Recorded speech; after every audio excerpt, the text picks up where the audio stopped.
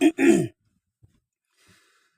am still talking about future sins that a man in Facebook told me who claimed to be a Christian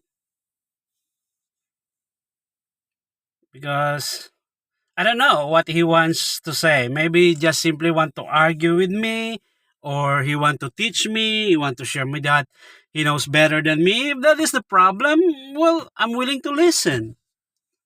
But of course, I'm also willing to examine what I'm listening. If that is really, you know, based upon the scriptures.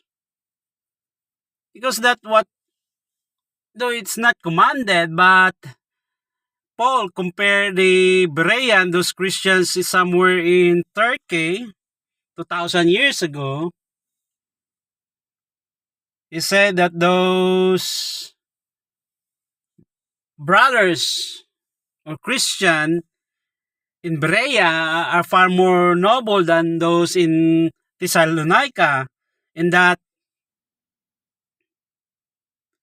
he didn't only listen to Paul, though they believe with they convinced that Paul is of God, but they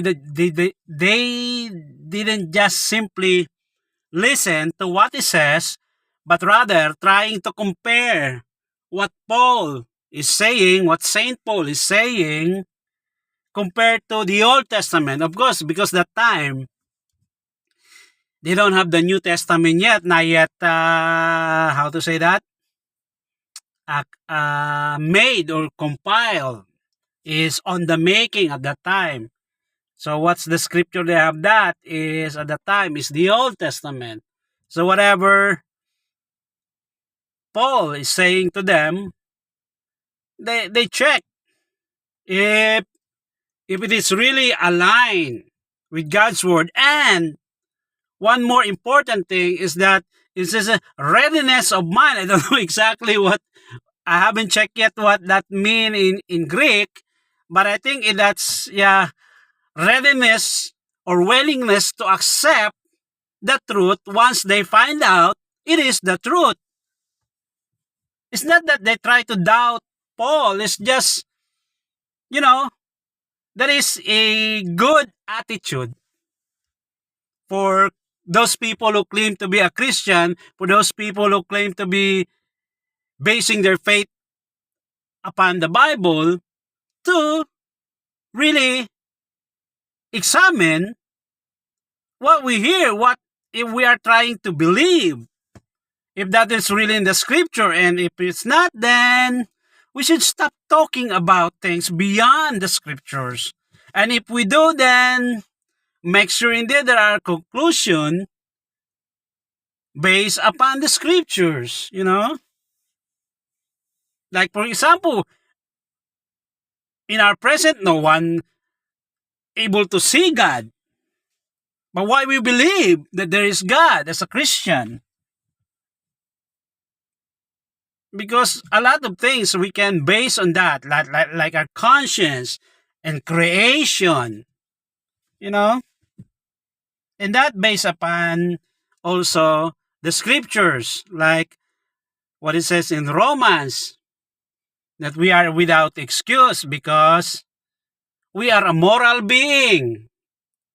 And then we are a being that will able to observe things around us, that they didn't just come by accident as atheist people is talking about, or without design. That's why every time every time these atheist people talking to me about replying to me, well, I said, did you purposely come to this Facebook and want to listen or want to teach us? Because I believe you people are random people, you know? It doesn't matter if you have a purpose or none. So, enjoying to talk with this, you know, foolish people. There's nothing wrong to to talk about these people as long as you know that you still can salvage them from their foolishness. Now, if you already if the already Spirit convict you that you can no longer, then stop. You know. But me, since I have been experienced, and I have though that there are times that they just simply joking. They just simply like, yeah, just like what he's saying, trolling. But if I know that their question is legitimate, I try to answer them. There's no problem with that.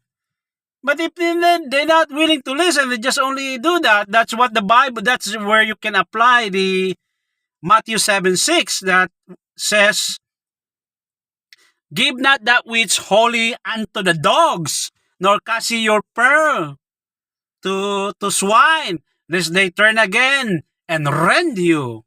You know, those are people like asking you question not because they want to listen, but because they want just simply to hurt you, to let you know that they don't want to listen from you. If they don't want to listen from you, tell them you go away. You keep closing your eyes, no problem.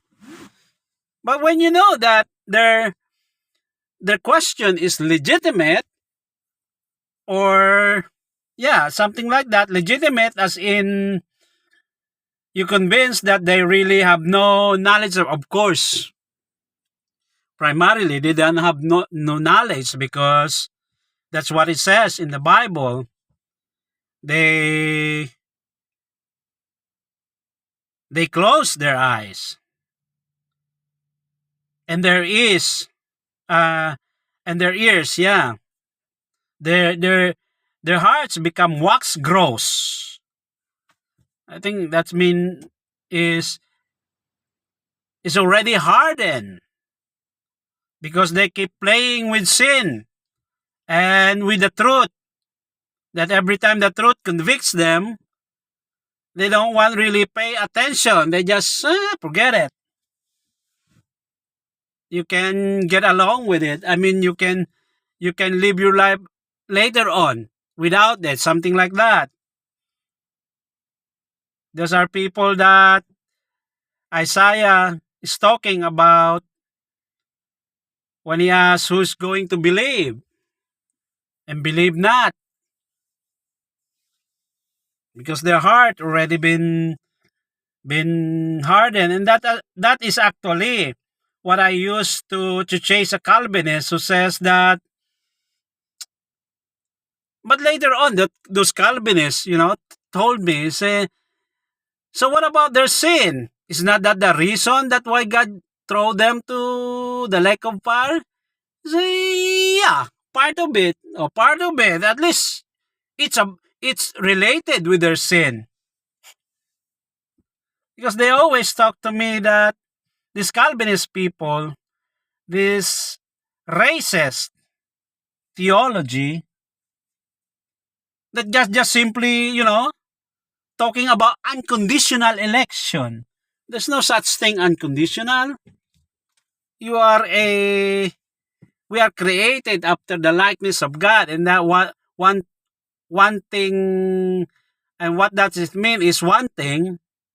We are volitional being, that we have choices, just like Adam and Eve. When God commanded them of all the fruit of the tree in the garden, you may freely eat. Wow. But of the tree of the knowledge of good and evil, thou shalt not eat. For in the day which shall eat of it, thou shalt surely die. Of course, we are free to make any kind of choices, but not with negative choices that has a ugly consequences. We will face its consequences, and that's why all of us